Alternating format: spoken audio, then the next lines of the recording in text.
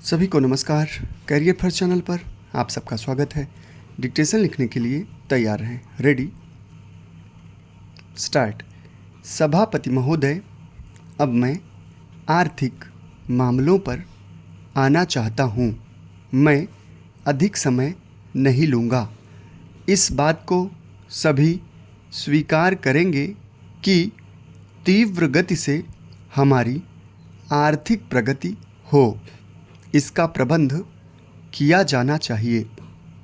इसके लिए ऐसा वातावरण बनाने की आवश्यकता है जिससे उत्पादन बढ़ सके, वितरण में समानता आ सके और उपभोग में संयम से काम लिया जा सके।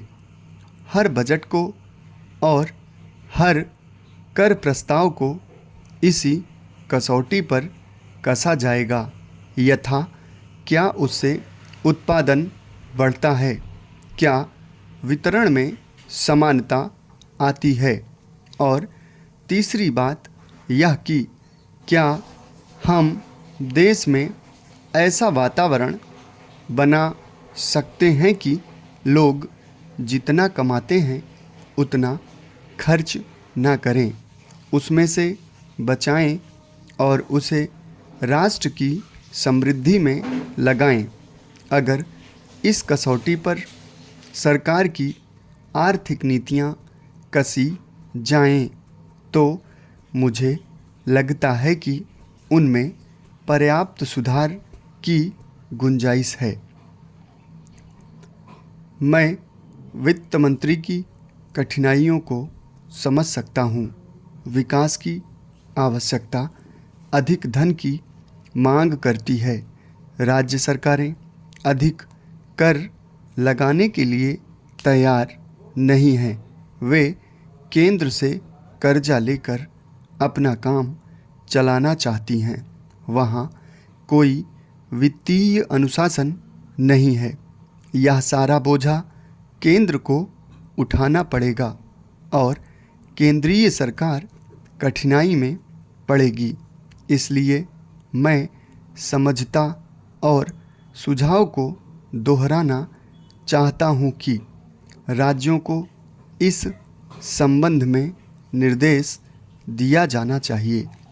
संविधान के अंतर्गत केंद्र इन राज्यों को निर्देश दे सकता है कि वह अपने साधनों के अंतर्गत अपने खर्च को चलाएं।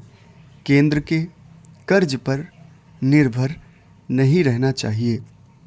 विशेष परिस्थितियों में कर्जा दिया जा सकता है, लेकिन कर्जा लेकर अपना काम चलाना यह उनका स्वभाव नहीं बनना चाहिए।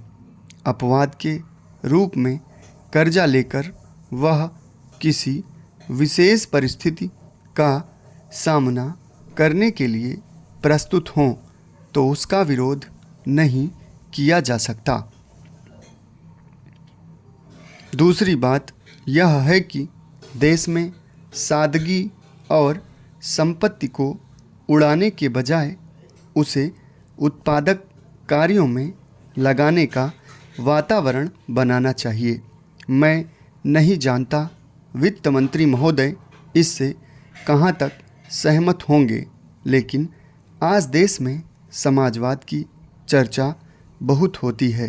लोगों को समाजवाद की ओर देखने का दृष्टिकोण विकृत हो गया है।